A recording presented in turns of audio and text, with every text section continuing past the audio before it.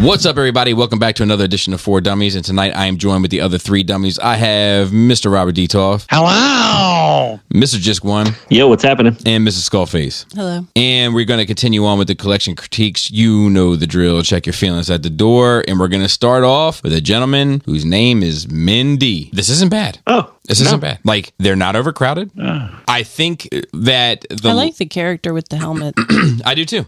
I think that I do too. I just don't know why you would put the lightsabers into. Yeah, that. The lightsabers need to be in a different space. Or like on either side. Well, that's what I mean. They can't be right next to each other. Right. Yeah, Laura got it right. You got to put the Vader in the middle and then put those lightsabers on either side of it just to balance it out. You got to balance that force. Yeah, to balance the force, dude. And you could even put Vader up in the top middle and put the lightsabers on the top middle, like the top left and right rather, and then the rest of the figures down below, and has like Vader has his own special spot. Like that would work too. So I would almost move like the R2 shelf up to that. Is that what you're saying? Up to that top left corner?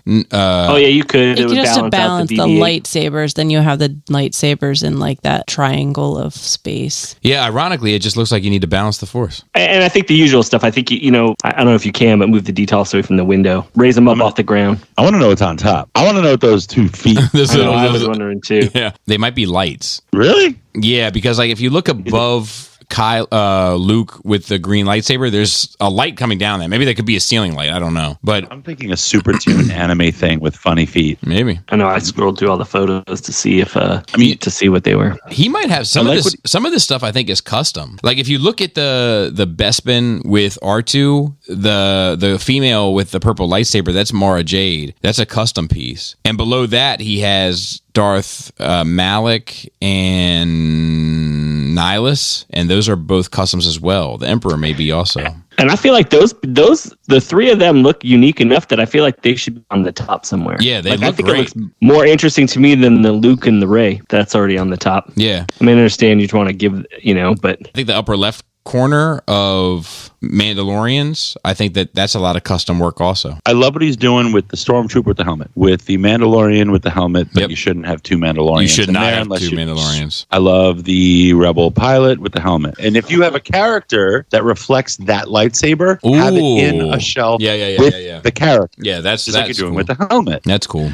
Just like the helmet. Now you're doing it with the character on a lightsaber. So I think that you're right. There's some fine tuning here, but I think overall, like everything is posed. I think that general placement, with the exception, the only one that's really bad is the one where there's 2 clones. I mean, 2 Mandalorians with the Mandalorian helmet. That like the one gets lost, and there's a biker scout maybe behind the stormtrooper on the top middle shelf. You're right. That's not okay either. Get it out of there. I mean, I like it in general. I think just a few rearrangements. Yeah, I think rearrangements is the key word here. Our next one is from Carlos O. This guy has a lot of stuff on card and in tight quarters. But pretty like meticulously. Very meticulously. Look, man, I don't think it works, dude. I think that a couple things work. I think your vintage Kenner collection that's like framed out in this floating box with Jabba and stuff on top of it and all that, like I think that looks fantastic with Boba Fett bust underneath and all, like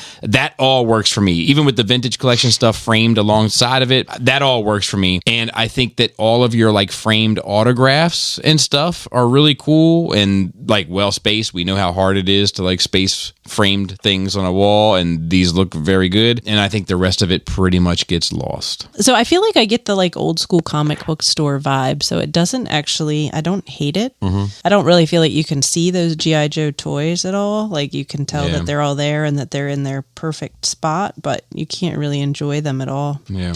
I love the autograph wall. He's got a really tight space that he's been given here. His allocated room is quite small. At least has a little smoke detector in there that I see, because just in case anything goes wrong in that little closet. Or it looks like maybe it's like a hallway. Yeah. It looks like maybe it's like a hallway, but I mean, you maximize the space. Yeah.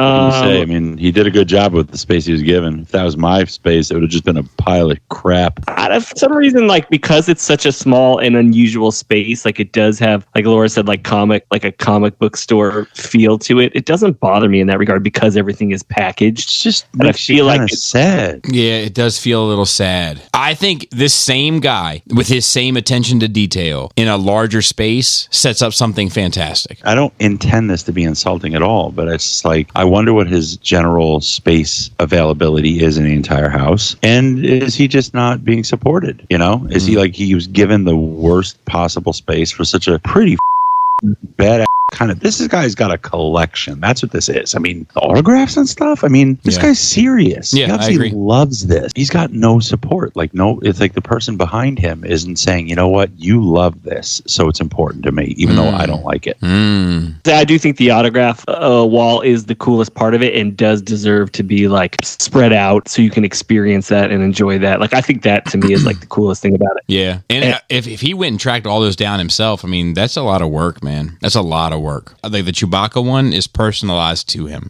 I would say, like, look, you could say maybe he lives in an apartment and it's small, but this is a pass through. I think he lives in a house. Yeah, me too. You know, like, you know, dude, like maybe you need to put your foot down and be like, listen, and seriously be like, look, yeah, no, I get it. I get it. And it's like, what do you do? This could spark a larger discussion of what do you do when your spouse is not supportive of something that's important to you? I hear what you're saying, but you're also assuming that's the case. But why is this his section of the house, right? I mean, what the else is in this house that's like, that is somebody maybe loves it's his house, though. Maybe it's his parents' house. Like, look at the sign on the door. What's the sign on the door say? I mean, it seems like to be a kid's room. You have that room in front of it. You can see through the big wide doorway. It looks like a freezer, you know, with the 3 switches. What's in that room? I just don't get it. Garage. That's a garage door. That's not the garage. He's got lightsabers, you know, the gracing his entryway. Like, that's his special space. And it makes me sad because somebody who loves something this much, he has cared about each and every one of these pieces to that extent. And like the work that went into it. He didn't go hunting at Target for this,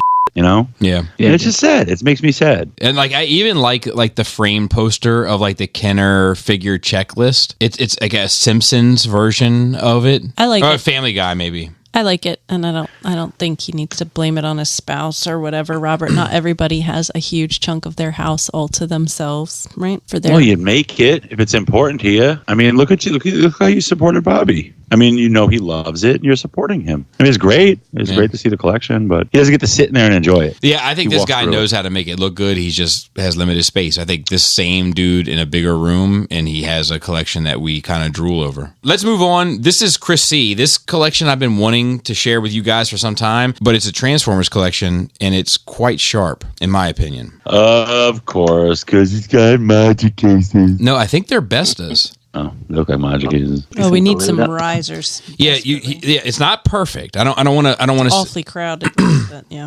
I don't want to say that I think it was perfect, but he's headed in the right direction. I agree. Cool furniture. The Bestas end up making it look a little bit more fancier than a lot of this stuff actually is. He does need risers to kind of lift some of them up.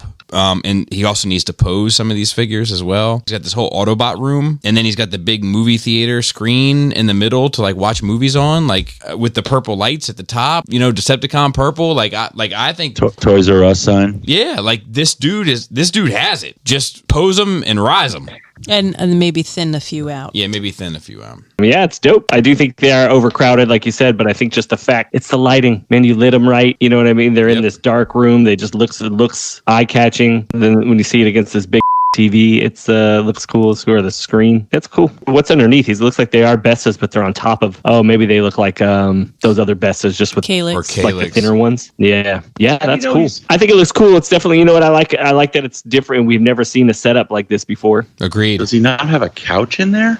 Yeah. What, does he sit on the floor? No, there's a couch in there. Look at the Decepticon shelf. You're looking over the couch. So the Decepticon shelf is the back wall, the back and it wall. looks like the Autobot shelf is the left wall. Yep. Yeah, no, I think this works. I think like you thin the herd, get some risers, pose your figures, because none of them are posed really, which is weird. I just want to point out too, I think this is one of those things where if we would have just seen this guy's collection not in this setting, we would have torn it apart for how like jam-packed it is. But I think just the way you have it with everything else just makes it look visually interesting. It's still definitely too jam-packed. Yeah, but it's the fact that it's like it's lit and the way that he did the Bestas. He has the hard elements done, but he does need to. Yeah, he definitely does. And you notice it straight away. So it's like in the same breath, it's not like we didn't notice it. Like he has like six shots in that one shelf. Like just, you know what I mean? Like there's definitely room to like cut this stuff down. And I think that he should. However, he has taken Bestas with doors on them, which is a pretty inexpensive approach. And he has made it look very fancy, fancier than the furniture actually is. And I think that needs to be commended. And I think like little stuff, like if you look at Scorponok, all you got to do is lift Scorponok up so he can occupy that whole space. You know, like the frame of the door cuts off his lower legs and feet. Mm-hmm. Just get something to lift him up so that he occupies the visual. It's just little stuff like that. But like the hard work is done. I do think this collection is more impressive with one big piece in each cube versus like a bunch of little things. Like think about if it was just these big bots and each one all lit up like that. Like it would look amazing. But what are you going to do? Can't pose G1 stuff though. Like he's got modern stuff, but old stuff. The old stuff you can't pose. No, that's what I mean by thinning the herd. Like it may not be worth displaying. Yeah, it may not be worth displaying, at least not in this way. No. And then our last entry for the evening, John M. Oh yes.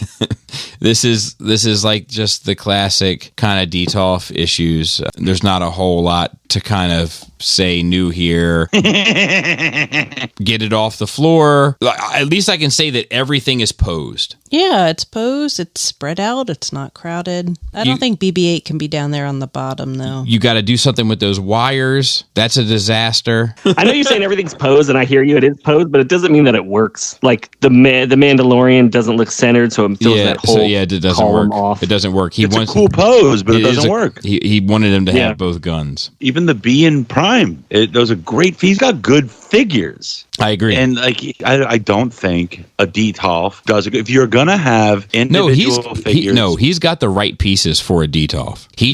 But that could work in Skinny Billies, and it could, but it will also work in a Detolf. He's just got to get that Detolf off the floor. He's got to make the pieces occupy the center of the space. If you look at Deadpool, right? Deadpool is the one shelf that looks right because it's one figure occupying the center of the space, owning it, posed, lit, etc. The problem with the Mando is he's too far off to the left. If he rose Prime up with Bumblebee, that would be fine. And then the Stormtrooper with BB-8 is just strange. Like, it's a strange choice. Yeah, I think you got to put the Mandalorian actually on the bottom shelf. I think then it would work. It just the angle of it, especially if you're not going to raise it up, would look like he has more space to stand. It may look all right with it off to the side. Yeah, and I think that's actually the Hot Toys Baby Groot. So like, put that Hot Toys Baby Groot in the Detolf. You know, I would put the Hot Toys Baby Groot in the top shelf of the Detolf, and then put Mando with the other two Star Wars pieces at the bottom. Yeah, that's fair. It would balance it out. I really don't think BB-8 should be down on the bottom, though. It's just too small. Where else are you going to put him? Because it's too small. Like on the top of the Detolf? No, on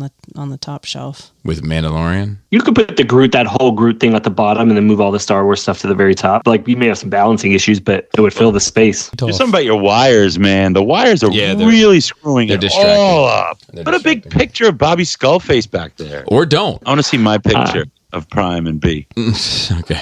I want to see women that mop. I want to see man hands. I want to see a doll with red hair smoking a cigarette.